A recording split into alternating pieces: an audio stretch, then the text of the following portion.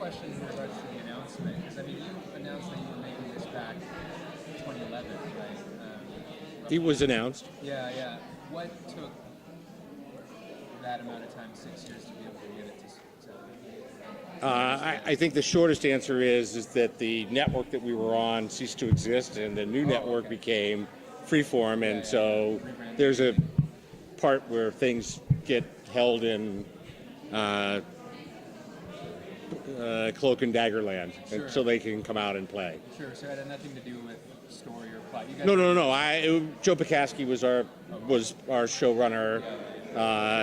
The good news was that Joe had the opportunity to then go and make Underground, which I think really helped him make this show as well. Right. Follow-up would be, so where does this all kind of tie in regards to the television universe? I know... So you're trying to get me in trouble and have me go, yes, it's all connected. Absolutely. I think everyone knows that our characters all exist within the MCU, which is a world that has, both Matt Murdock as Daredevil, and has Agents of S.H.I.E.L.D, and has now our newest show, Marvel's Cloak and Dagger. It's a show that takes place in New Orleans, which is a character of its own right in the show. But as you can probably tell, there's not a whole lot of superhero activity in New Orleans. So there might be a mention of something. I think some people have already caught on to some of the imagery that we've used and have said, oh, that's in that, and so that's part of that. And so that's how it all comes together. It doesn't mean that Jessica Jones is suddenly going to come crashing through a wall as though that was something she'd ever do anyway. What it means is that we all live in the same world, and it's a world that's made better by these two young heroes who are first trying to figure out who they are, and then secondly try to figure out what it is that's happened to them. There's a big block of boxing company right in the poster. There may be that, yes. That might be something that... Like the sinister part of like that company.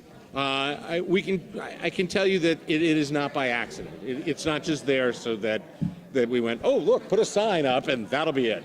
So, yes. It's one of the reasons why we chose New Orleans is it is a city which continually has been forced to be reborn.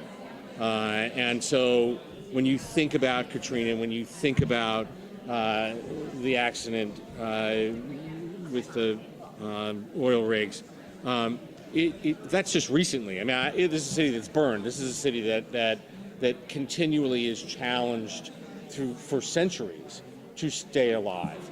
And that's one of the themes of the show, which is that these two young people are caught up in something that could be life-threatening. Can you talk a little bit about developing Cloak and Dagger for Freeform? Is this kind of a good bridge for kids who are a little bit too young to watch things like Jessica Jones? Well, look, we try to make shows that everybody finds accessible. Obviously, there is material that is a little bit older skewing, but this absolutely was something that Marvel Television wanted to do. That we looked at our shows like Agents of S.H.I.E.L.D, which we sort of refer to as our Marvel heroes. Those are the ones that most directly tie into what's happening in the movies.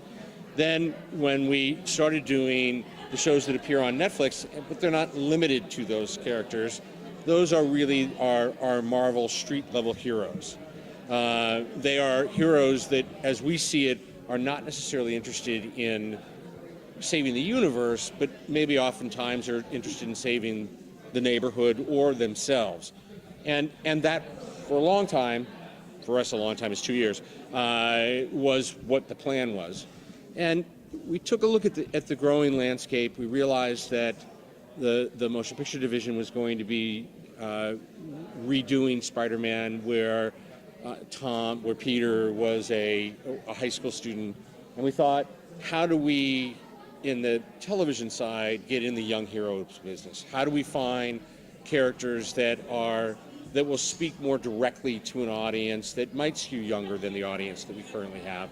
And so we developed both Runaways at Hulu and this Cloak and Dagger at Freeform because they were the right place for us to be. People ask us all the time, how do you decide what shows you're going to do? And oftentimes it's determined by the network that we're talking to and what's the best character. We're very lucky that so many networks want us on their network, but it's not always every character fits everywhere, so let's just go and do that. And we've also been very lucky in that very often it's a one-stop shop. In other words, we didn't go to Freeform and say, here are 5 different characters. We went and we said, Cloak and Dagger is something that we believe in. We believe it's right for the audience that you guys are going after. And to give credit where credit's due, Carrie Burke, who is one of the top executives there, was someone who knew the property and aggressively went after it, and now we have a show. Thank you guys. Okay, take care. Best wishes for the show. Thanks.